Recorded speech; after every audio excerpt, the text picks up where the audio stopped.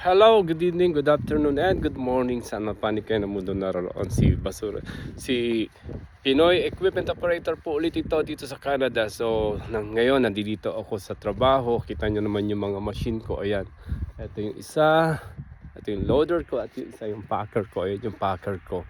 So ito yung site ko ngayon after na magkaroon ng snowstorm the other day at saka hanggang ngayon. So ayan siya. So mamaya po mag half day lang ako kasi pupunta kami mamaya sa city, sa Edmonton. We're going to travel approximately 3 hours ulit para saksiyan ang birthday party assembly ni Tatay Digong sa city.